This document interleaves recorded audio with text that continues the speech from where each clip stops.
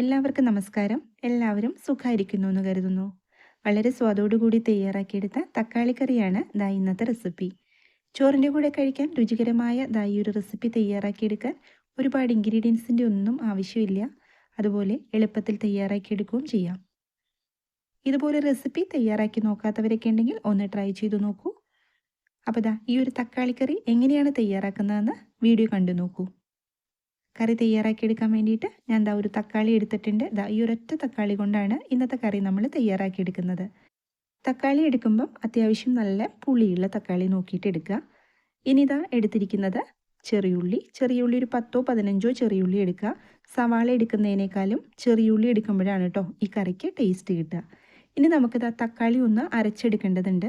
അപ്പോൾ ഒരു മിക്സിയുടെ ജാറിനകത്തേക്ക് തക്കാളി ഇട്ട് കൊടുത്തിട്ട് അരച്ചെടുക്കുക. ഇത് അരച്ചെടുക്കുമ്പം ഒരുപാട് അങ്ങ് പേസ്റ്റ് പോലെ അരയ്ക്കണം എന്നൊന്നുമില്ല കേട്ടോ. അത്യാവശ്യം എന്നാൽ കുറച്ച് അരയും വേണം. അപ്പം ഞാൻ ഇതൊന്ന് അരച്ചെടുത്തുകൊണ്ട് വരാം. ഈ ഒരു രീതിയിൽ ഞാൻ അരച്ചെടുത്തിട്ടുണ്ട്. ഇനി നമ്മൾക്ക് പെട്ടെന്ന് തന്നെ കറി തയ്യാറാക്കിയെടുക്കാം. സ്റ്റൗ ഓൺ ചെയ്തിട്ട് ഞാൻ ഒരു മൺചട്ടി വെച്ച് കൊടുത്തിട്ടുണ്ട്. ചേർത്ത് കൊടുത്തത് വെളിച്ചെണ്ണയാണ്. വെളിച്ചെണ്ണയിൽ തയ്യാറാക്കിയെടുക്കുമ്പോഴാണ് കറിക്ക് കുറച്ച് ടേസ്റ്റൊക്കെ കിട്ടുക. ഞാനിതിനകത്തേക്ക് 1.25 സ്പൂൺ വെളിച്ചെണ്ണ ചേർത്ത് കൊടുത്തിട്ടുണ്ട്.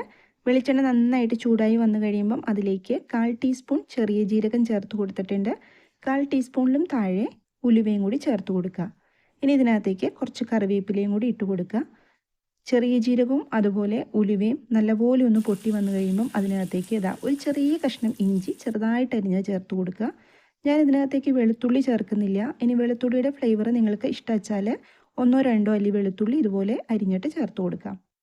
ഇനി നമ്മൾ എടുത്തു വച്ചിരിക്കുന്ന ചെറിയുള്ളി ഞാൻ ഇതുപോലെ ഒന്ന് വട്ടത്തിൽ അരിഞ്ഞെടുത്തിട്ടുണ്ട്. അതും കൂടി ഒന്ന് ചേർത്ത് കൊടുക്കുക.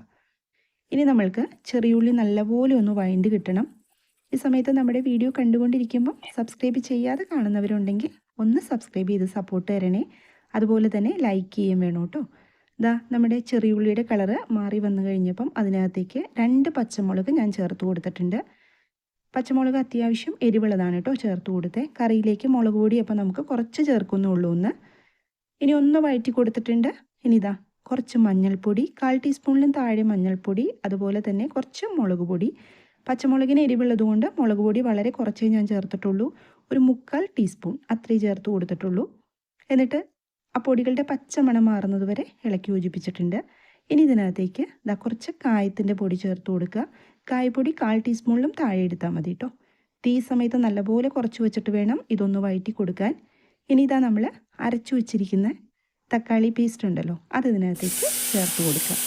തക്കാളി ഇതുപോലെ അരച്ചെടുത്തിരിക്കുന്നത് കൊണ്ട് ഒരുപാട് സമയമൊന്നും വേണ്ട നമ്മൾക്ക് ഈ ഒരു കറി തയ്യാറാക്കിയെടുക്കാനായിട്ട്. ഇതിനകത്തേക്ക് ഇനിയും ഉപ്പ് ചേർത്ത് കൊടുക്കണം. അപ്പോൾ തക്കാളി അരച്ചപ്പം ഞാൻ കുറച്ച് ഉപ്പ് ചേർത്തത് കൊണ്ട് വളരെ കുറച്ചും കൂടി ഉപ്പ് ചേർത്ത് കൊടുക്കുന്നുള്ളൂ. ഇനി ഒന്നും കൂടി ഒന്ന് വഴറ്റി യോജിപ്പിച്ച് കൊടുക്കുക. ഇതിനകത്തേക്ക് നമ്മൾക്ക് ഇനി കുറച്ച് വെള്ളം ചേർത്ത് കൊടുക്കണം. ഒരുപാട് വെള്ളമൊന്നും ഒഴിച്ചു കൊടുക്കണ്ട, വളരെ കുറച്ച് മാത്രം ഒഴിച്ചു കൊടുത്താൽ മതി. മിക്സിയുടെ ജാറിനകത്തേക്ക് കുറച്ച് വെള്ളം ചേർത്ത് കൊടുത്തിട്ട് അതാണ് ഞാൻ ഒഴിച്ചു കൊടുത്തത്. ഇതങ്ങനെ ഒരുപാട് ചാറോട് കൂടി കിട്ടുന്ന കറിയല്ല കേട്ടോ. എന്നാൽ നമുക്ക് ചോറിൻ്റെ കൂടെ ഒഴിച്ചേറിയായിട്ട് കഴിക്കുകയും ചെയ്യാം. ഇനി അടച്ചു വെച്ചിട്ട് ഒന്ന് കുക്ക് ചെയ്തെടുക്കണം. ഒരുപാട് സമയമൊന്നും വേണ്ട, 3-4 മിനിറ്റ് അത്രയും മാത്രം മതി. തക്കാളിയൊക്കെ അരച്ചിരിക്കുന്നത് കൊണ്ടും വേഗം നമുക്കിത് കുക്കായി കിട്ടും. അപ്പം ഞാനൊരു 4 മിനിറ്റ് നല്ല പോലെ തിളപ്പിച്ചിട്ടുണ്ടായിരുന്നു. എണ്ണയൊക്കെ നല്ലപോലെ തെളിഞ്ഞ് കിട്ടിയിട്ടുണ്ട്. ഈ ഒരു രീതിയിലായിരിക്കണം ഇത് കിട്ടേണ്ടത്. ഒരുപാട് അങ്ങ് വറ്റി പോവരുത്. അതുകൊണ്ടാണ് നമ്മൾ കുറച്ച് വെള്ളം ഇതിനകത്തേക്ക് ചേർത്ത് കൊടുത്തത്. ഇനി ഈ ഒരു രീതിയിൽ നമുക്ക് ഈ കറി കഴിക്കാവുന്നതാണ്. പക്ഷേ ഇന്ന് നമ്മൾ കുറച്ചും കൂടി ടേസ്റ്റൊക്കെ കൂട്ടാൻ വേണ്ടിയിട്ട് ഇതിനകത്തേക്ക് മോരല്ലെങ്കിൽ തൈര് ചേർത്ത് കൊടുക്കുക. അപ്പം ഞാനിപ്പം തൈരിനകത്തേക്ക് കുറച്ച് വെള്ളം ചേർത്തിട്ട് അതാണ് ചേർത്ത് കൊടുത്തിരിക്കുന്നത്. എന്നാൽ ഒരുപാട് ലൂസായിട്ടുള്ള മോര് ചേർത്ത് കൊടുക്കരുത് കേട്ടോ. എന്നിട്ട് ഒന്ന് ഇളക്കി യോജിപ്പിച്ച് കൊടുക്കുക. ഇനി കുറേ സമയം ഒന്നിട്ട് തിളപ്പിക്കരുത്. കാരണം തൈരും മോരും ചേർത്തിട്ട് ഒരുപാട് സമയമിട്ട് തിളപ്പിച്ച് കഴിഞ്ഞാൽ ചിലപ്പോൾ അത് പിരിഞ്ഞു പോകും. അതുകൊണ്ട് ഒരു സെക്കൻഡ് ഒന്ന് ചൂട് നമ്മുടെ കറിയിലേക്ക് കയറിയതിന് ശേഷം മാത്രം സ്റ്റൗ ഓഫ് ചെയ്ത് കൊടുക്കുക. ഞാൻ ഈ ഒരു സമയത്ത് സ്റ്റൗ ഓഫ് ചെയ്ത് കൊടുത്തിട്ടുണ്ട്. നല്ല തിക്ക് ഗ്രേവിയോടുകൂടി എന്നാൽ വളരെ സിമ്പിളായിട്ടുള്ള ഒരു തക്കാളിക്കറി. സ്റ്റവിൽ നിന്ന് ഞാൻ മൺചട്ടി ഒന്നും മാറ്റി വെക്കുന്നുണ്ട്. ഇതിനകത്തേക്കൊന്ന് വറുത്തിടാൻ വേണ്ടിയിട്ട് ഒരു പാൻ വെച്ചിട്ട് കുറച്ച് വെളിച്ചെണ്ണ ചേർത്ത് കൊടുത്തിട്ടുണ്ട്. കടുകിട്ട് കൊടുത്തിട്ടുണ്ട് കേട്ടോ. ഇരുമ്പിൻ്റെ പാൻ ആയതുകൊണ്ട് നല്ലപോലെ ചൂടായതുകൊണ്ട് ഞാൻ സ്റ്റൗ ഓഫ് ചെയ്ത് കൊടുത്തിട്ടുണ്ട്. കുറച്ച് വറ്റൽമുളകും അതുപോലെ തന്നെ കുറച്ച് കറിവേപ്പിലയും കൂടി ചേർത്ത് കൊടുക്കുക. എന്നിട്ട് നല്ലപോലെ ഒന്ന് ഇളക്കി യോജിപ്പിച്ച് കൊടുക്കുക. ഇനി നമുക്കിതാ കറിയുടെ മുകളിലേക്ക് ഒഴിച്ചു കൊടുക്കാം. അപ്പോൾ ഇന്നത്തെ റെസിപ്പി ഇഷ്ടമായാൽ തയ്യാറാക്കി നോക്കിയിട്ട് ഫീഡ്ബാക്ക് കമൻറ്റ് ബോക്സിൽ പറയണം കേട്ടോ. സബ്സ്ക്രൈബ് ചെയ്യാനും ലൈക്ക് ചെയ്യാനൊന്നും ആരും മറന്നു പോകരുത്. മറ്റൊരു റെസിപ്പിയുമായിട്ട് വീണ്ടും കാണാം. എല്ലാവരും സന്തോഷമായിട്ടിരിക്കുക. Thank you.